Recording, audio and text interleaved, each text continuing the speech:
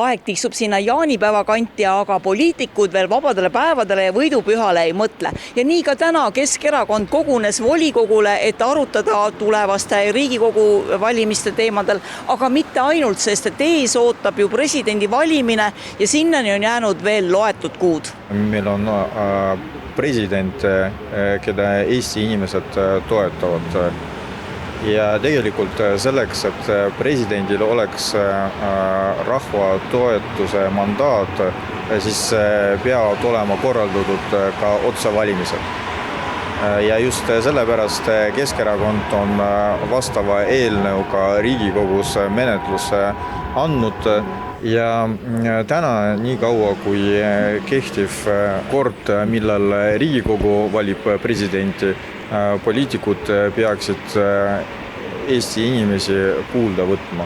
Kui me teame, et meil olemas president, keda toetab 70% Eesti inimestest, siis tuleb lõpetada poliitmängudega ja mitte otsustada tagatubades, vaid teha valiku vastavalt Eesti inimeste ootustele.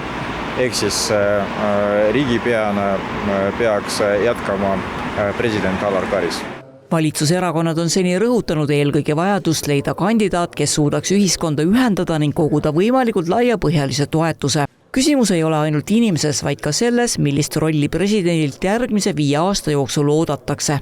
Ega meie taha ju ei jää, et kui on kandidaat, kes saab toetuse üle välja, kellel on julgeoleku ja välispoliitikas selge joon ja kes suudab Eestit ühendada, siis ma arvan, et küllap Reformierakond teda ka toetab. Praegune koalitsioon seisab ka hetkel arutelu ees, kuidas valida president. Isamaa soov oleks ikkagi kõik erakonnad ühe laua taha saada.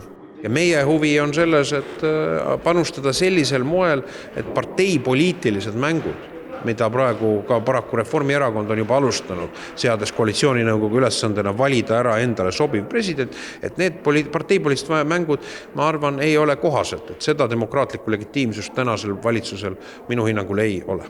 Keskerakonna hinnangul aga vajab presidendi valimise kord muutmist, et riigipea saaks tugevama mandaadi. Lisaks pole lihtsalt sobilik rakendada presidendi valimine oma poliitmängude vankri ette. Juhul, kui poliitikutel on südametunnistus, mida alati on raske loota, siis me ei peaks Eesti rahvaga vaidlema ja intriige pakkuma. Suuremas plaanis Eesti inimesed valiku on teinud ja Riigikogu peaks seda lihtsalt kinnitama.